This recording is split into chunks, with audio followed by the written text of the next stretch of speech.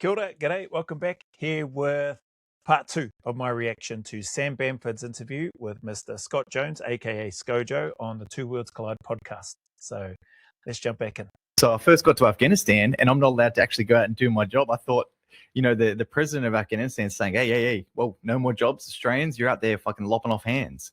So that was my first exposure to the allegations of war crimes. That meant I didn't get to go out and do my job. So I was just, sitting in the gyms and smacking brews and flirting with cute sig chicks down at the MRTF or whatever.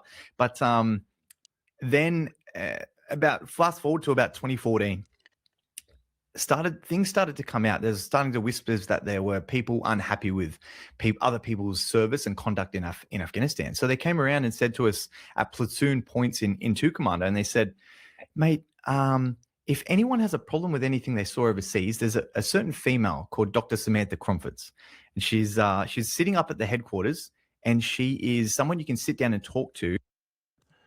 I'd love to know how that all started. So Dr. Samantha Cromfords, has she come out and spoken publicly? Maybe she could go on Sam Bamford's Two Worlds Collide podcast and answer some questions. Like, she doesn't have to give names. Maybe she signed an NDA or deeds of service or whatever as well, and maybe she's not allowed to talk about it. But it'd be interesting to know, how did all these whispers, I think he said 2014, chatter started to happen and arise, and then this lady gets the call up. Her door's always open. Go over there if you have a problem. And I, as a young digger, I put my hand up and said, is she hot? And one of the boys said, it looks like she's been hit by an IED. She's got real bad acne. She's no good, mate. And I was like, well, what are we doing? We're going to the range. And all the boys just put their body armor on, went to the range. No one that I know spoke to her. And then she was obviously over in the SASR. None of my friends in the SASR know of anyone that ever spoke to her. But clearly there was a couple of little weasels that went and had a sook. And we thought it was about potentially the drinking culture overseas. Maybe Scojo was getting a bit too naked on the back deck and butt chugging a few, long necks of VB, and that's unacceptable. Even I drank overseas, and I was just a grunt in 3 area. Right? Yeah, it's normal. We're human beings, and it's a good way to decompress. And I'm not saying become an alcoholic, but it was a good culture. And they imagine, like, I saw it as like a footy trip. You're on a footy trip with the boys, and when the work's on, you're on. When you're on the field, you're on. But when you're back in the clubhouse, have a little good time. Yeah. So the drinking culture, we thought that's what it was about. So 2 Commando blatantly just like, this is dumb. We're not even going to contribute to this. And then Sokost came out, the head of the special operations, said, there's something deeper here, because some people have come forward with some pretty wild allegations. And the biggest allegation, you can Google it, is that the SAS cut a whole bunch of young children's throats, put them in body bags and threw them in a river. Now, one, we didn't carry body bags on jobs. Maybe one dude did for one bag if something bad. It's just such a ridiculous claim, eh? I mean, to me, that is. Cutting the throats of young children, putting them into body bags, and then putting them in the river. And I think Scojo talks about this. Like, those body bags are going to float, mate. Like, not the smartest tools in the shed if operators from the SAS are going to do anything like that. More importantly, that's just the people that I know and the people that I was lucky enough to serve with, including myself. That's just not something within my or in their mindset going into an operation. Like, where's the children? We're going to cut their throats and we're going to put them into body bags and then chuck them in the river so that they float down the river. Then they can be retrieved and go, look, the soldiers from Australia must have done this because this is their body bag, and they're that dumb that they don't know how to dispose of bodies, and they've just put them in body bags that are floating down the river. Who are those soldiers? Like, where does the point come in the office of the special investigator that these claims are coming about whereby those people get immunity? I'm not sure if they've got immunity, but if these dirtbags, or the term that Scojo used, is apparently some weasels must have went in and started speaking. If there's something deeper there and it's to that level, and Scojo reckons you can Google search that particular statement that he's spoken about, that apparently soldiers from SASR were cutting the throats of children, putting them into body bags and putting them into a river. Who started that? It has to have started from somewhere. So, and I would assume that that conversation has been recorded in some way, shape or form, or documented. So get those bloody buggers and they've got a lot of answering to do. Like, where did they hear it from? Where did they witness this? Who was involved, etc. It's just a crock of shit as far as I'm concerned. Happen. And secondly, if you're going to hide a body, you're not going to put it in a flotation device and throw it in the river. Like none of this really made sense to us, but this was what was coming out in the media. And that sounds horrific, right? Like I haven't heard that. I was like, oh my God, if that's true, that's pretty cooked. But none of those allegations have ever been. So we're in 2026 right now, and not a single person has ever been accused of that. But that was the premise for the next step, which was to launch. And you haven't even seen a person come out with their face blurred, or I haven't seen or heard the media use any voice actors or actors in general coming out and saying the words as per or exactly as per the person who's making these allegations has said to said psychologist or wherever these allegations originated from. Really, like, I hope the legal system and the defense and just whatever's done to investigate these allegations of war crimes in the first place, I don't know who's involved in that, but I hope something is done in a heck of a lot of detail, because listening to this, which I didn't know about and I'd forgotten about it until hearing Scott talk about it again, that's, like you said, that sounds horrendous. And if those things were true, like, again, as I've mentioned, that death penalty should still be in, as far as I'm concerned, and used in certain situations. And that, to me, would be a situation whereby you'd want to see if there were soldiers that did that, regardless of which country they're from. But especially if they're from Australian SASR, death penalty, as far as I'm concerned, if anybody did anything like that, that's just, like you said, that's cooked. Launch the Brereton Inquiry, which is an old reservist fellow, Justice of the Supreme Court. He came in and basically compelled over 400 soldiers, predominantly operators and support staff that were in Afghanistan, you were compelled to talk to him. And is he the one that looks like he should get his hard drive checked? Look, I'm not saying it's your comments, not mine. He's not my biggest fan. Shout out to Burrow. But look, like what occurred there, then we started to hear what was happening. So you're in the mess talking to your mates at lunch, and they look all disheveled. They look like cooked. They look like they've just seen their missus get hit by a car or something. You all right, mate? And maybe it's a bit of PTSD creeping in or something. But he goes, no, I was just in an interview with the IGADF, and they laminated on the table in front of me every person that I'd killed in battle, legitimately, say 5-10 people. They printed them out on laminated sheets of paper, and it was literally a zoomed in picture of their. This is crap, man. As you listen to him speak about this, I don't remember what I said during the live, but I've got some thoughts running through my head again. I assume they're a lot of the similar ones, but just have a listen to what it is that they did to these soldiers, pulling them in, laminated images of people that these soldiers had taken lives of legitimately in combat and operations. Half missing head that he'd shot off because they're in a gunfight in Afghanistan with an insurgent. And they laminated and put them all on a table, and they forced him for 8 hours and sit there and stare at it. Isn't that really good for a soldier's mental health? Yep. And some of my biggest haters, I think even Nick McKenzie, who else? Like, there's a few people out there that won't like what I am and what I stand for, and that's fine.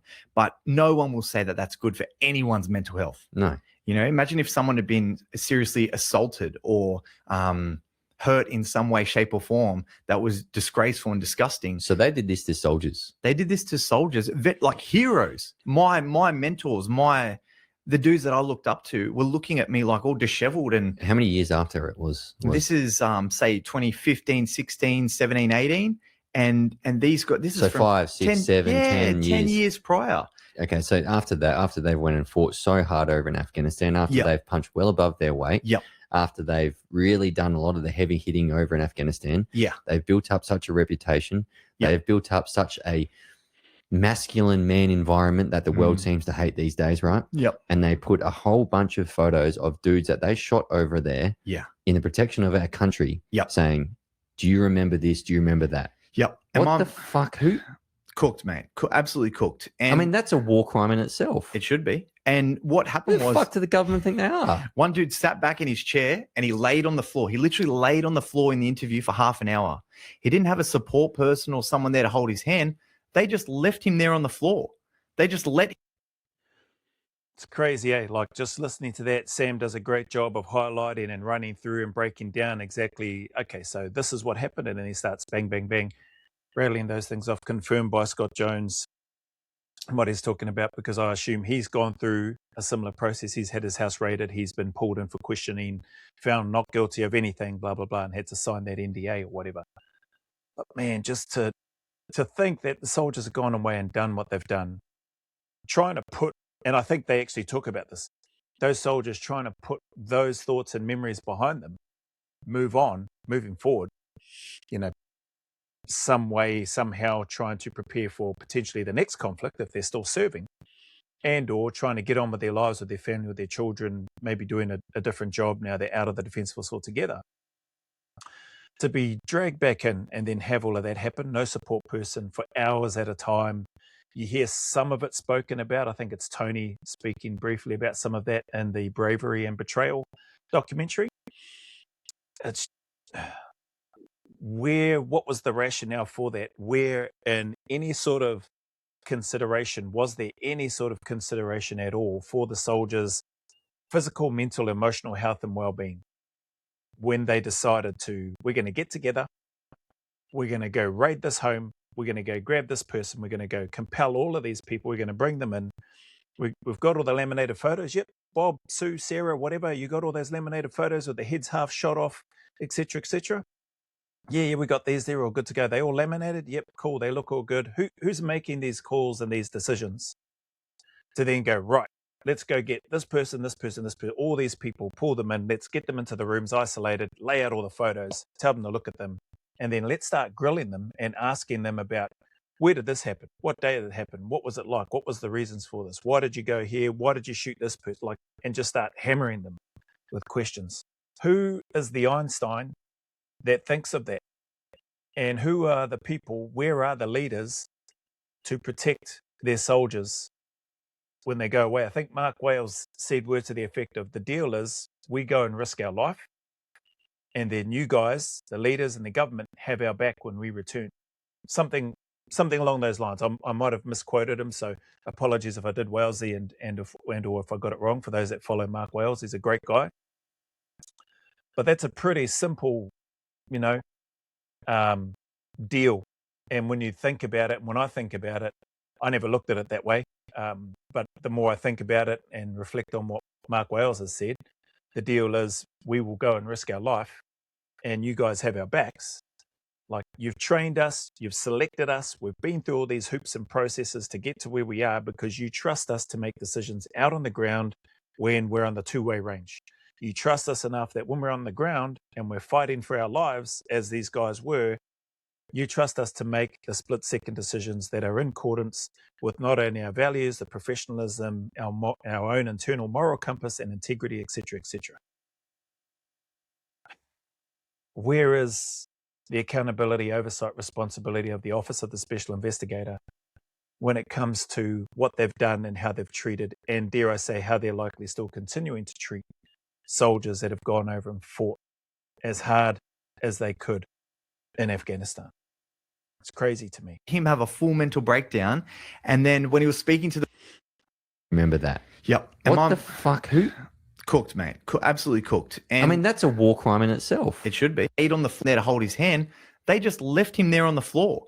They just let him have a full mental breakdown. And then when he was speaking to the boys later on, he said, one of the photos they showed me, I killed a bad dude. We were shooting at each other, and I got the drop on him, and it was who was quickest to the trigger. The dude's half his head was missing because he shot him in the face, and his eyeballs had popped out the front of his head, and it looked like they were dangling on spaghetti. And he said to me, and we all laugh about it, but what he said to the boys is, I spent the last 3 years of my life going to psych off base, so no one knew about it, and trying to forget that image. He's been trying in his own time to wipe that memory from his head. And then these fucking jerks that have never been in a gunfight in their life, I don't even know if they've ever deployed, slap down a picture of that in front of you and say, you're going to tell me the lead up to that event, what you had for breakfast that day, why you went there, where you were patrolling, what direction you were facing, when you... Right. There's bloody pencil-pushing bureaucrats, eh? Like, I don't know if they are, but to what Scott Jones is talking about, likely haven't deployed, likely have never been in combat, have likely never been on a two-way range. Just the lack of, to me, it seems like just the lack of brains, for starters, from those people that have gone in and dragged the soldiers in under those circumstances, but also the lack of compassion for soldiers that have gone away to fight for your freedom. Those people that are pulling that individual, those individuals in and grilling them the way that they are, like just no regard for the fact that they've gone away prepared to risk their lives, have clearly been in situations where their lives have been in danger and have fought and have won, but that's not enough, or that's, they're presumed to have done something wrong. Oh man, it's quite annoying watching this now. I'm probably going to wrap this one up here because I probably feel myself wanting to start swearing on this video. And although I could probably control it and hold it back, I think I'm going to hit pause on this, come back to it later. Where are we? Apologies for such a short one, but yeah, man, there's just a lot running through my head right now, and I really feel for those operators and those soldiers that have been treated this way and dragged through, dare I say, the mud back in their own country, supposedly by their own people. If a soldier's prepared to sign the line and risk their life, the military leaders and the government that have instructed and launched the military to go into those places where the soldier has agreed to go and risk their life should have their back, should be doing more to at least be empathetic, show some compassion towards the individuals themselves, and by all means, look for justice if there has been any wrongdoing that's happened. But then surely there has to be a more considered way. Like Heston Russell has shared and said, pedophiles in Australia, and I assume everywhere, get treated better than soldiers. Look at what's been happening with RS. Look at how much protection and privacy pedophiles have. Their names aren't plastered all over the news, but somebody who hasn't been convicted, hadn't even gone to trial for any war crimes, is blasted all over the news. His face, his family, everything done by the media. Government does sweet F all, and the military leadership did stuff all as well. It is, why would people want to go and join? And in my opinion, these days, why would anyone want to go and join the Australian Special Air Service or 2 Commando if that's how they're going to be treated? I have no doubt soldiers will still look to go and enjoy those and join those units because they are fantastic units. But it does make somebody who's gone and served, and no doubt other people that have served, and more importantly, more importantly, those soldiers that have been through what Scott Jones has spoken about, like it'd be really interesting to hear their thoughts in and around, would they support anybody joining the military? And I think Burnsy, who was my old OC and was eventually the SAS RCO, commanding officer, one of the guys in Australia that I've been lucky enough to spend some time with, says that he heard Burnsy when he was asked the question, would you encourage or recommend your children to join the ADF? And he said, no. That says a lot, eh? Anyway, I'll leave this here. Look after yourselves. Thank you for your time and support. Apologies for cutting this one off short and for talking more than probably what I should be. But shout out to, again, Sam Bamford, Two Worlds Collide podcast. He runs a great podcast, great show, and he's clearly super passionate about what it is that he does, and that's a great thing. Scott Jones, likewise to this guy. I'll come back and keep doing reactions to this interview and give my take on it as I go. But yeah, anyway, I'll leave it there and I'll see you on the next one.